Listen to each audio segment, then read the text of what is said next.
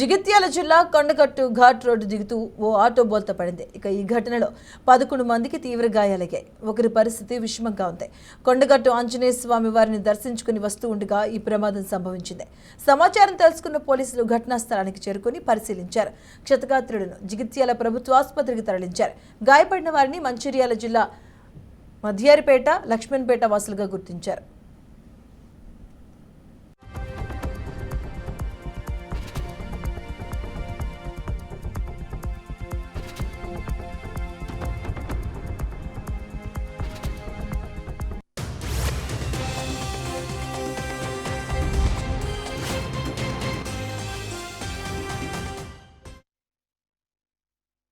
కింది 6 గంటల సెంటర్కి వచ్చినాము. పెద్ద ఫస్ట్ గేట్ ఉంది కదా, ఆ గేట్ దిగి కొద్దిగా కిందికి వచ్చినాక మొత్తం ఏకదం సడన్కి బాగా ఉరుకుతుంది బండి. కింద ఉరుకుతారు బ్రేక్ కాలు పెట్టి కాలు లేకుండా బ్రేక్ ఆగుతలేదు. మళ్ళీ వచ్చినా కానీ బ్రేక్ అయిపోయింది. డ్రైవర్ నువ్వు? నేనే.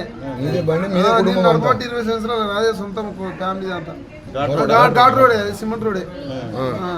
ఇక బండి ఆగులేదు. ఖర్చు పెట్టారు, ఖర్చు అది అయిపోయింది. రెండు అయిపోయింది. అతని చేతులు ఆరలేదు. ముందట కార్లో ఒక 7-8 మంది ఉన్నారు. వాళ్ళు ముందర పోదాం తప్పిపోతే మరి అలా కూర్తే ఆలు చేస్తారు, మీద వచ్చింది ఆలు చేస్తారు అని చెప్పి ముందర ఇట్లా గేట్ అది పట్టిర్రు. మన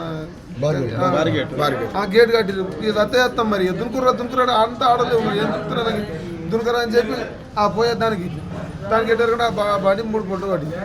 అందరికీ దెబ్బలన్నీ చేతికి, నా కొడుకు, నా భార్యకు అది తప్పింది.